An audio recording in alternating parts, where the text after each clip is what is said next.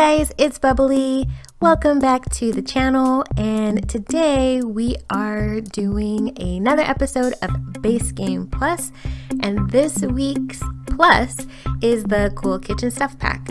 This is a pretty neat pack. I really enjoyed building this house. Kitchens are pretty much my favorite room to decorate when I'm building. I love making kitchens. I am by no means a cook. I don't really like to cook, but I love kitchens. Even in real life, I love kitchens. I love buying kitchen gadgets. I have so many kitchen gadgets. I have so many little cookers and utensils and instruments, and they don't really get used by me because I am definitely not a cook. I can cook. I don't enjoy to cook, but I do love to bake.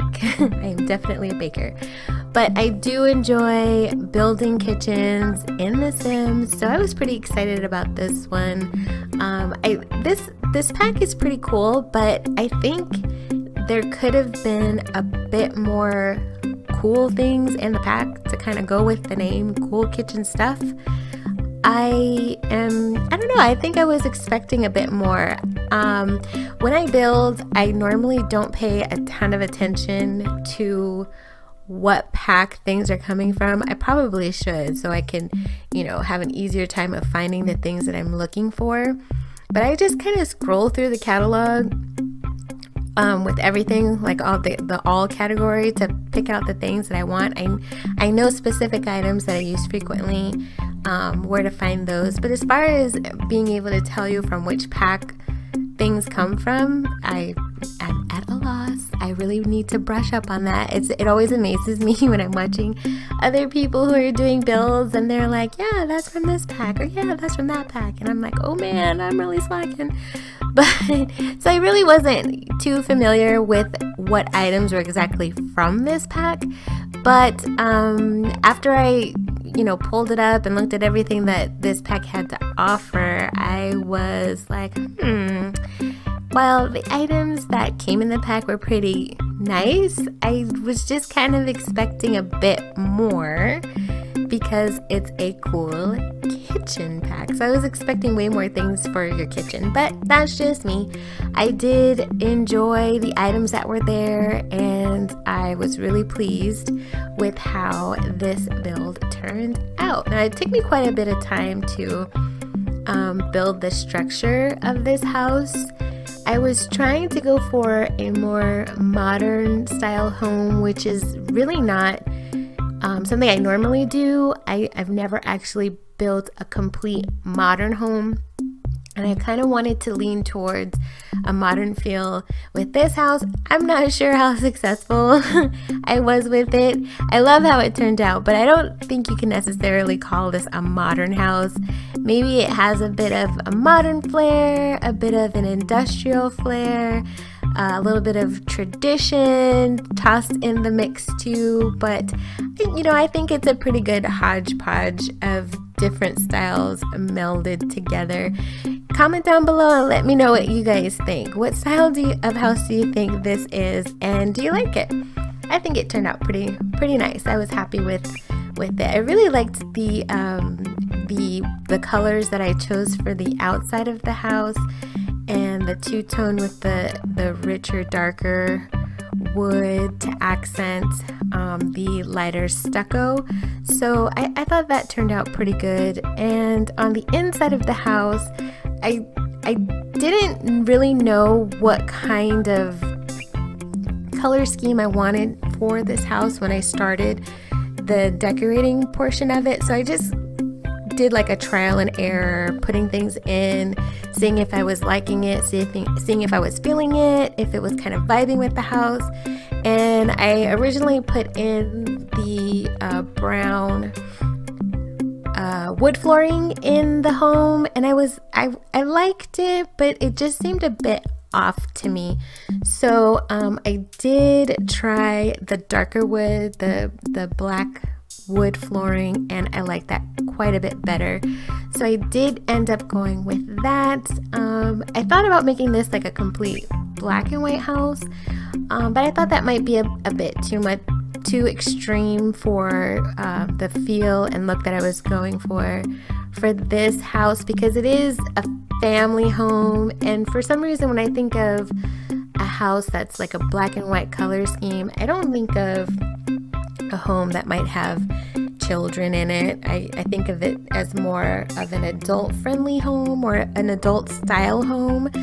So I kind of mixed in some other colors with the black and white, because I did use quite a bit of black and white, but I did mix in some browns and some greens and some other colors with it. And I really liked it. I liked how it turned out. I really loved the dining room. That table that came with the Cool Kitchen Stuff Pack, I don't think I've ever used it before, and I think it might be my new favorite. My new favorite table. I don't usually use tables that are that shape, that are that big when I'm doing builds, but I think I might use that one more often. Honestly, my absolute favorite table are the round tables that we recently got. Those are my absolute favorite. So, but again, because I'm limited to just the Cool Kitchen Stuff Pack and the base game, it's been an opportunity for me to discover all of these wonderful things. So I feel like it's helping me grow as a builder, so I'm excited about that. Now, the kitchen, it's an open plan kitchen. I love the island that I put in the middle. I just thought it was a great place to gather around at what I imagined is a family who loves to entertain, because the layout of this house is like perfect for entertaining. So you have a very open concept with the kitchen and the living room, and there's also like a seating area towards the front of the house, and then the dining room towards the back off of the kitchen. So it's very open, very easy to have conversations with guests, and also have multiple conversations going on, because the way I sectioned off the home, you can have like a group of people in the kitchen, and then maybe some people in the living room, and then the other part of the living room, which is kind of sectioned off by some bookcases, you could have like a whole other group of people conversating there, and then the dining room as well. So I really like how that turned out, and especially in the kitchen with that island, I just imagined like being in the kitchen and cooking up some meal or whipping up some hors d'oeuvres or appetizers for your guests, and just having people gathering around that big island, sipping on maybe some mojitos or some glasses of wine or whatever your beverage of choice may be, and just kind of enjoying each other and like picking at cheese and little meats and things. I had this whole party scenario in my mind, and I was like, I really wish I had an open kitchen so I could have a party like that. Unfortunately, I don't, but someday I will. So in the living room, there's this on the back wall, the wall with the windows, I did put some shelves up on that wall that I thought turned out pretty nice. I believe those are base game shelves. And then underneath them, I put that reflective wall piece. I'm not sure what it's called, but I lined those up underneath the shelves, and then I did alternating colors of those, and I thought it just looked really nice. I really liked how it turned out. And then another thing that I've never really used before, and I don't even know why, but I've never put like a clock in a house, like a clock on the wall. So I found that I think it's kind of an industrial looking clock. It almost looks like a cog to me. So I sized that up and I placed it on the wall above the shelving in the living room, and I thought it turned out really cute. I really loved that. So in the dining room, I think I was going to tell you guys this before. In the dining room, I really liked, I put the cabinets, the upper cabinets, the long part of the cabinets in the dining room as kind of like the storage where you might keep your china or, other items for setting your table there. So I thought that turned out pretty nice, and I love that there's the walkout there to the backyard. I really love how the backyard turned out in this house. And also the front area, oh my goodness. I am such a sucker for like tables and entryways. I love when you have like narrow tables in an entryway with some mirrors, and maybe we don't really have anything like this, but like a bowl or like a decorative bowl or something that you can put on the table so you can maybe toss your keys in there, or maybe leave your mail there to pick up in the morning, or something you need to grab on your way out when you're headed out the door in the morning. I love that. So I did put in one of those longer, more narrow side tables there at the entrance, and I lined up some mirrors to go behind it, and I think I put a plant there too, and it just looks so nice. I really love how that looks. Now, off of the kitchen, I did put a powder room, and I actually built an extra space there thinking that I was going to put a washer and dryer, because I absolutely love laundry in The Sims. I know it's crazy, but I love doing laundry in The Sims. I love building and adding the washer and dryer or the clothesline and the basin when I build. So when I was actually doing the floor plan, I allowed space for that, and completely forgetting that I'm working on a cool kitchen stuff pack build. So once I got to that area, I was like, oh no, that's right. There is no laundry and washing machine and dryer to put in here. I thought about making a non-functional version of a washer and dryer and putting it there, but in the end, I decided to just use the woodworking table instead, and using that space as kind of like a storage also for art supplies, because I did put an easel and some painting canvases in the living space. So I used that extra space in the back off the powder room as just like another storage for paint supplies. And I imagined that there was an older couple living in this house who has teenage age children, and the mom was a painter, and the dad liked to work with his hands, so he crafted a lot of the furniture that was in their house. So that space back there was like his work area where he would work on creating furniture or knick-knack pieces, or whatever he decides to build.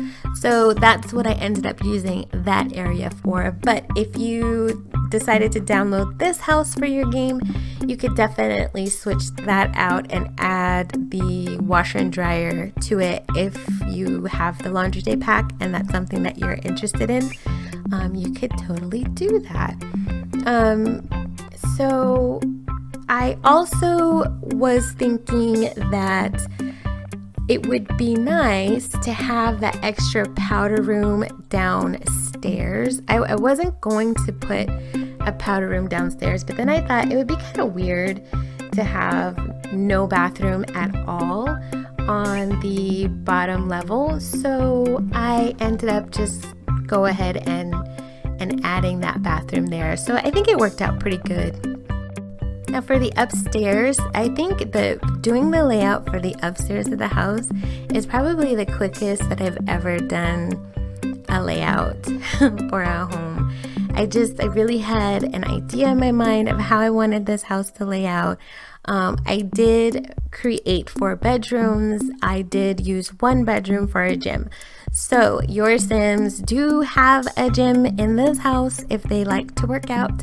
But if you don't need a gym and you need an extra bedroom, you can definitely switch that out for a 4th bedroom. The rooms are quite large in this house, so you could even add a 5th bedroom if you wanted to cut one in half, or maybe take out one of the bathrooms.